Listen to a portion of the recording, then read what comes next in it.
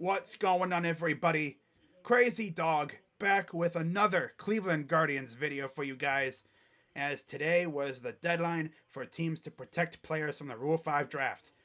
Now, if you're wondering how do you protect players, well, it's simple. To protect players, you had to put them on the 40-man roster. Now, you may be wondering what happens to players that aren't protected. Well, those players are eligible to be selected in the upcoming Rule 5 draft, which is how we lost Anthony Santander a couple years ago, and that's how we got Trevor Stephan, who has been an absolute stud in the bullpen as of late. That's how it works. I think it's for players that are in the minors that haven't been put on the 40-man roster, and they've been there for a while. That's how they do it. But yeah, let's talk about the roster moves that the Guardians made. It took them forever to announce the roster moves, but here they are from one of the top beat writers for the Guardians, Zach Meisel. And I quote, full CLE roster moves. The first one, traded Nolan Jones to Colorado for infielder Juan Brito. That definitely took me by surprise. In fact, I saw another writer actually tweet about the trade, and then he deleted the tweet and had Guardians fans thinking, wait, was that a mistake? Did we just trade Nolan Jones? And then I saw Zach Meisel tweet it, and it's like, wow, that really did happen. That's freaking crazy. Nolan Jones got traded. That's sad, dude. I had high hopes for Nolan. I know he's been dealing with injuries, but man, dude, he had that nice little stretch where he was hitting everything. I'm pretty sure his home run is still in the Kauffman Stadium fountain. Did they ever get that ball out? But yeah, he went through some serious struggles late, and then they sent him down, and he never saw time in the majors with us again. It's freaking sad. Really is. But yeah, Juan Brito, don't know much about him. I did look, and I guess he is the Rockies' number 30 prospect. So in retrospect, we traded our number 7 prospect for their number 30.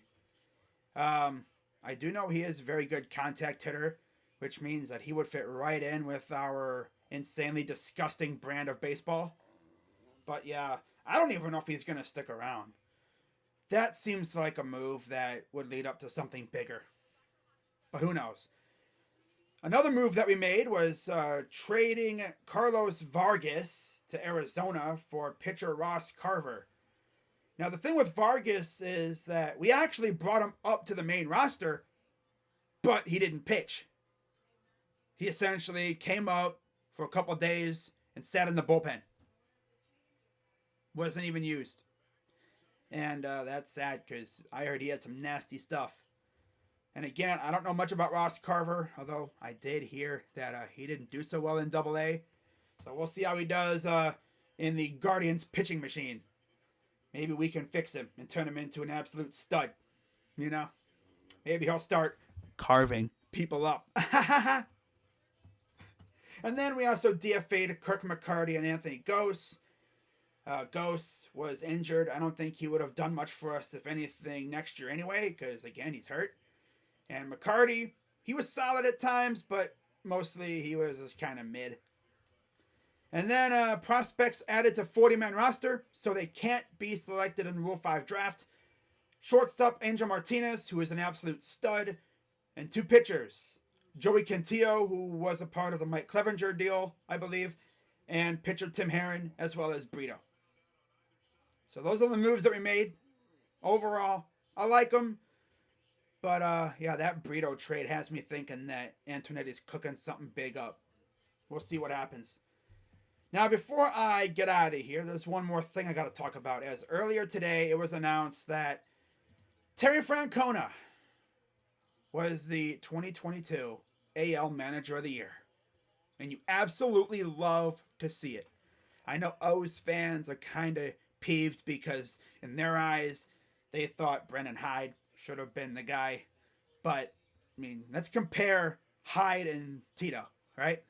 So, Hyde in the AL East, O's finished 4th. They did look good this year. But come on, man. The freaking Guardians had the youngest roster in the league. The owners barely spent a nickel on the team. And we won our freaking division. We had 17 kids make their debuts this year. 17 major league debuts. That's usually not something you see from a division champion. Oh, but Crazy Dog, the White Sox and the Twins collapsed. That's why you won the division. Well, you know what? I guess you could say we were the ultimate opportunist of the division. Yeah, we were like the Edge of baseball. You know, Edge, the ultimate opportunist wrestling. Yeah, we took advantage of two teams absolutely collapsing in on themselves, and we won our freaking division. You'd love to see it. I didn't think we'd be this good. Heck, I think I was calling the season a 162 game tryout for the Guardians. And they went out there and said, heck, tryout? Nah, we went in the whole damn thing, buddy. What are you talking about? And that's mainly because of Tito. You know, Tito does not believe in losing. I think we've only had a couple losing seasons with him as our manager. I think we had how many games? 19 games being eliminated. We've played a total of 19 games, regular season games, while being eliminated. I think right around that number. That's freaking insane. This has to be the most successful run we've had with Tito. Eric Wedge was nice, but we came up every so often. Of course, the teams with Hargrove and them, I think Charlie Manuel too, but those teams were legendary. A lot of people call those 90s Indians teams the dynasty that never was. Like, the Indians / Guardians should have had a World Series in 2016. And honestly, call me crazy. I mean, I am crazy dog after all. But I truly believe that our window is opening again. And now that we have a minority owner with somewhat deep pockets, I could see the Guardians spending some money. There are a few names that I have in mind. Go watch my other videos for that.